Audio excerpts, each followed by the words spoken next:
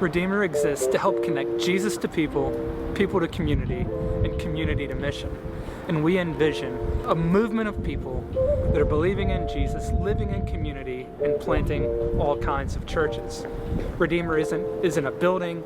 It's not just a meeting that you come to. Redeemer is a people living in a place, and we're marked by distinct values and by distinct rhythms as a community. So we're quite happy to have you today. Redeemer's been in the middle of a collection of talks that we're entitling Do It Again, based on Habakkuk, a prayer from the prophet Habakkuk. And Thomas has given us our first two values, that Jesus changes everything, and because Jesus changes everything, then we need Jesus. Abiding in Jesus, we just heard it from John chapter 15. Today, we're looking at our third value, that we are a church for all people. And I know as soon as I say that, some eyes may be rolling in their heads, because I know that the value is really highly valued in today's Western culture. You may be thinking, of course, every government, every nation, and most organizations and businesses want to be diverse. They want to have people from all kinds of places, looking all kinds of ways in their organizations. But the question is, are they really achieving unified multiculturalness, or do they just have people look in different ways connected to their organizations? So let's look around and see if we can answer that question. Over the past 50 years, here in London and most other Western cities, the value of multicultural unity has been high. We can look in London, and even over the last 2 decades, we can see there's more people here from different places that talk different ways, that eat different foods, that live different ways than it was even 2 decades ago.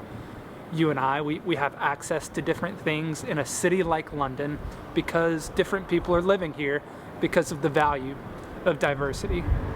But again, the question is, just because there's diversity in the city, does that equal unified multiculturalness? It seems that a diversity of people in a place isn't it.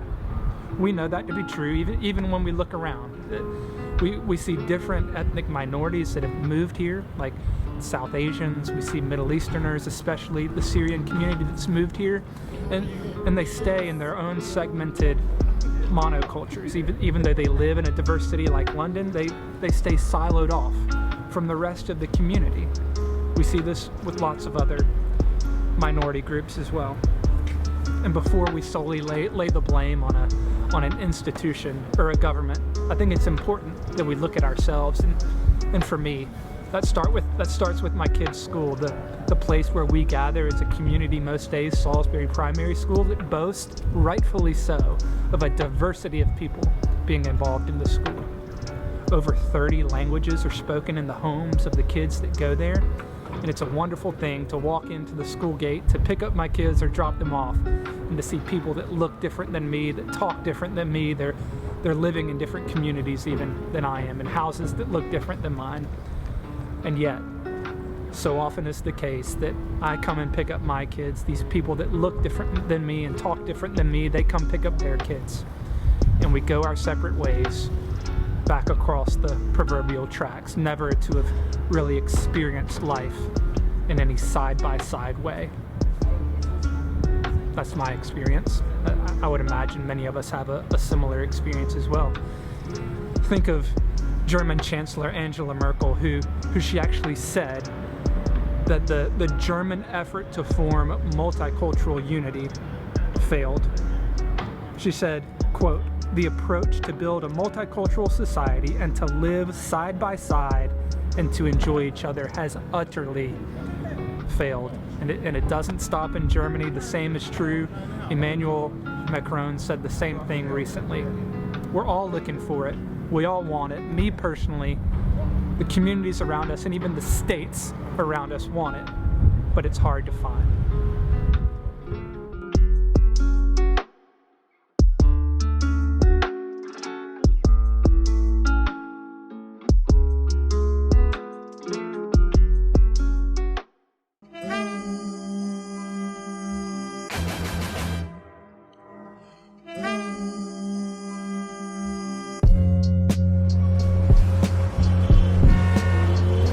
Ultimately, the difficulty in achieving a unified, diverse, multicultural community lies in the human heart. So the question is, for a church that values being a church for all people, where does the resource come from for us to achieve it? And we're going to see today that it comes from looking ahead to a future promised vision of the throne room. The Apostle Paul gets a peek into the end where there's people gathered around the throne of Jesus worshiping him, and we're going to look at it today in Revelation chapter 7. So turn there with me, Revelation chapter 7, verses 9 and 10, a promised future reality where we can find the resource to achieve being a church for all people. It says, "After this I looked, and there before me there was a great multitude that no one could count, from every nation, tribe, people, and language. They were standing before the throne and before the Lamb. They were wearing white robes, they were holding palm branches in their hands, and they cried in loud voices, 'Salvation belongs to our God, who sits on the throne, and to the Lamb.'" So let's look ahead to this promised future vision, and we're going to see a couple things that are the resource by which we are a church for all people. First, we see a unified and diverse church in this multitude. It's people from every tribe, every tongue.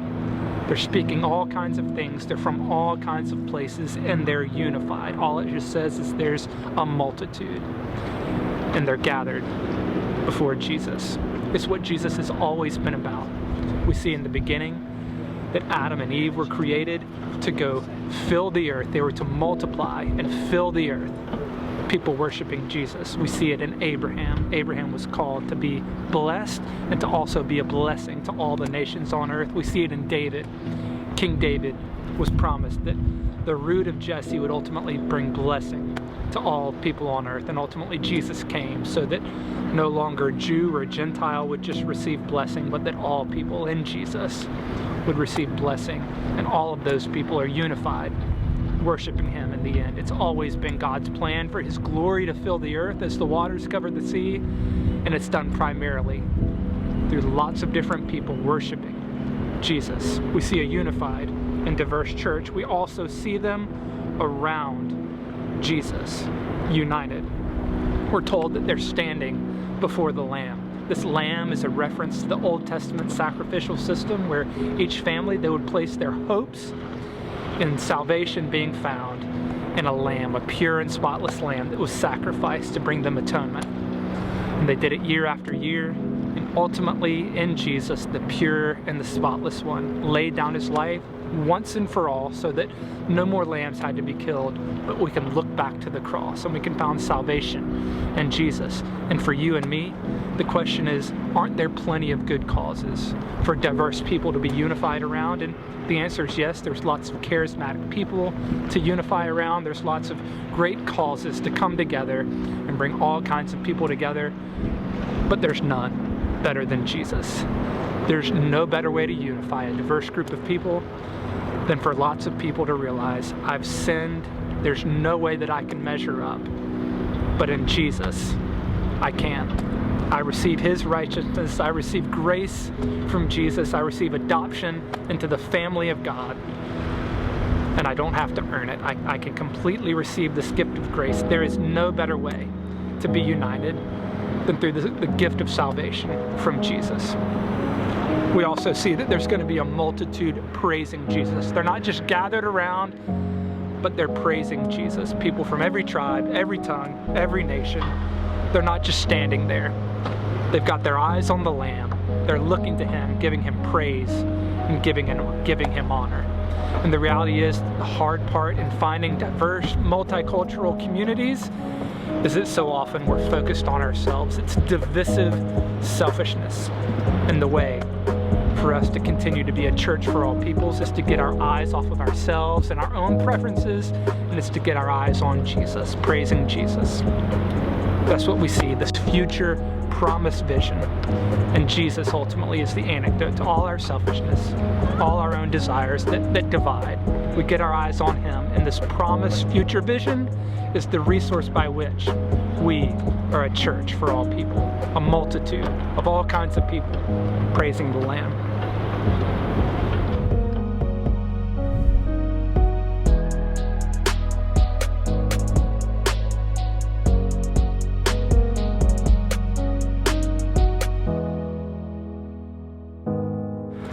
So Redeemer, we've looked around and we've seen that achieving multicultural unity amongst diversity is a difficult thing because of the human heart. We've looked ahead and seen this promised future vision of the throne room with multitudes of all kinds of people worshiping Jesus. So if he is the resource by which we can be a church for all people, then let's take a few minutes as we land and we're going to look at the Lamb. We're going to look at Jesus. First, we look at Jesus, who is right now and has always been building a church for all kinds of people. Jesus has built a church where 70% of all Christians today live outside of the West. Many believers that do live in the West are non-Anglo. They're not white people. They're people from the global South who have moved to the West. More people go to church on a Sunday in China than the whole of Europe. There are a few who would balk at the prediction that the future of Christianity will be dominated by the global South, Africa, and Asia, but it's a current reality. Jesus is building that kind of church globally for all people. There's more Christians meeting in Anglican churches in Nigeria every Sunday than there are Anglicans meeting in UK churches. London, there are more non-white people following Jesus here than there are white people. And Jesus is doing it. He's building that kind of church, and Redeemer is that kind of church. And he's always been doing it. He's been doing it in and through London. So Redeemer family, as a church for all people, let's look to Jesus as we show preference to one another. Never has anyone given up so much that they deserved to come and show preference to others. Jesus deserved all praise, all honor, and all glory. He was being worshipped by the angels in heaven, and yet he gave it up to show preference to us so that he could come as a servant, die an embarrassing death as a criminal, and he did it for you and me. We're building in this 25% rule where we all, as members of this community for all people, we bend off of our preferences and desires 25% so that we can be a welcoming home for people who worship a little different than us. They have preferences that communicate and worship God in ways that are different than maybe you do and maybe I do. So let's look to Jesus as the resource by which we can bend off of our preferences and show preference to others. We can be obedient to the Apostle Paul, as he said in Ephesians chapter 5. Don't look to your own preference and look after your own desires, but look to the preference of others in reverence for Jesus.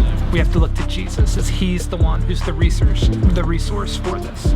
We can look to him and find the power to defer from our own preference and look to others. Let's look to Jesus, the one who is so majestic that he deserves the worship from all kinds of people. What kind of God would we be worshiping if he only liked English speakers to worship him, or if he only liked white people to worship him, or if he only liked people from Europe to worship him? We serve a God who's so majestic, he deserves worship from people from everywhere, from all kinds of places, that talk all kinds of ways, that worship him in all kinds of unique ways. He deserves that worship. Some gods, they might like worship in one language. They might like worship from one kind of people, but not our God. Our God is the one who deserves worship, and he enjoys worship from all kinds of people. So Redeemer, we're going to continue to be that church where all kinds of people are welcome to worship God because he's a God who deserves it. We're going to grow into a home for all kinds of people. Redeemer, we're going to be a home where all kinds of people are welcome, whether you're from different Christian church traditions, whether you worship God in the most formal or informal ways. Redeemer wants to be your church home. We are that church home for you. We're the church home where you come from different nations and you hold different passports. Redeemer is a place where you're quite welcome. We're a church home where people who grew up speaking different languages can find a place to worship God and enjoy life with Jesus. We're a place where kids who they have different colored skin and their hair looks different and their eyes are different colored, kids of all types and ages are welcome. We want to be a place where people from different social strata and different classes here in the UK are welcome to come and worship, because the church isn't a place where a particular culture is allowed to worship. The church is a third culture. It's not just a working class culture. It's not just a middle class culture. The church comes and forms a third culture that worships Jesus in spirit and in truth. We're in a city where 300 languages are spoken. The Guardian called London a world city, where you can find the major community groups from Bangladesh, other South Asian countries, to the Middle East, North Africa, Sub-Saharan Africa, Eurasia, East Asia, all across Europe, and even in the Americas. That's right here in London. The Guardian said that the likelihood of two people bumping into each other onto the streets in London and speaking the same language to each other is less than 50%. That's right here. That's the city that we're living in. That's the place where we're starting this new church community that's home for all kinds of people. This doesn't even speak about the multiple classes, the multiple types of people that fill in those nooks and crannies, these citizens that come from families that are from other places, yet they don't fully belong in the UK and they don't fully belong in their parents' home. It's a place for everybody. Isaiah 45:22 says, "Turn to me and be saved, all you ends of the earth, for I am God and there is no other." All kinds of people from all kinds of places that speak all kinds of way. God wants you, and Redeemer wants you. Redeemer is not a white church. It's not a black church. It's a totally different thing for all kinds of people, and that's the church that Jesus is building. We're caught up in the stream, guys. It started with Adam. It went through Abram, King David, Jesus, through the apostles, and we're caught up in the stream that's ultimately ending in the throne room. Multitudes worshiping Jesus from all kinds of places. And Redeemer, we want to be faithful now because we know where it's headed. Consider the words that Kentishman Edward Perronet from the 18th century wrote as he thought about this future promised reality. In the hymn, "All Hail the Power of Jesus' Name," he says, "All hail the power of Jesus' name, let angels prostrate fall, bring forth the royal diadem, and crown him Lord of all. Let every kindred, every tribe on this terrestrial ball, to him all majesty ascribe, and crown him Lord of all." He finishes with, "Oh, that with yonder sacred throng we at his feet may fall, we'll join the everlasting song and crown him Lord of all." Redeemer family, that is where we're headed. That's the promised future reality where we're all going to be one day.